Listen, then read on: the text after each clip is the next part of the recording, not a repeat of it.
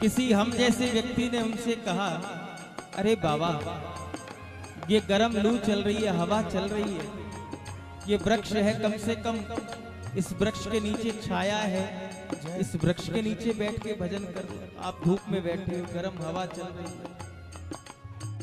उस बाबा ने अनसुनी कर दी। फिर उस प्रेमी ने सोचा शायद मेरे भाव को समझ नहीं पाए।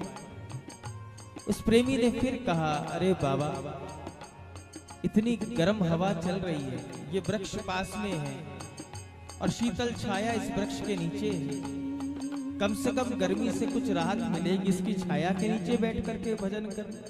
एक गर्म हवा का ताप आपको लग रहा है। तो उस फकीर ने पता क्या कहा?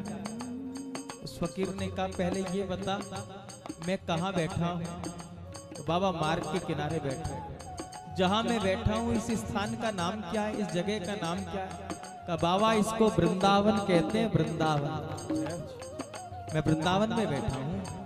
वृंदावन में बिहारी जी साक्षात विराजमान है, प्रिया जी साक्षात विराजमान। हाँ बाबा, निश्चित विराजमान है।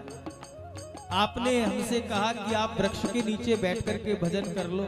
आप यहाँ बैठ करके भजन कर रहे हो, गर्म हवा का ताप आपको लग रहा है।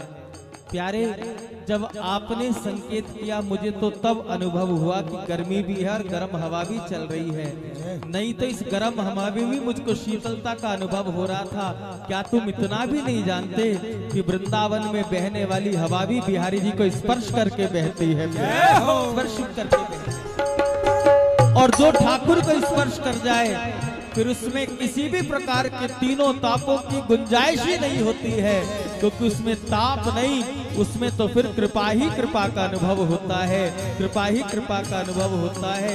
कहते हैं उस कहने वाले प्रेमी के नेत्रों से भी अश्रु प्रवाहित हो गए और विचार करने लगा, ठाकुर ने हमको इतने साधन दिए हैं, एसी है, सब कुछ है, घर में जाओ तो एसी, गाड़ी में बैठो तो एसी, किसी के यहाँ जाओ तो एसी। इतने साधनों के बीच में रहकर भी ठाकुर ने इतनी कृपा करके इतने साधन दिए, इतने साधनों के बीच रहकर भी हमारी साधना नहीं बन पा रही है।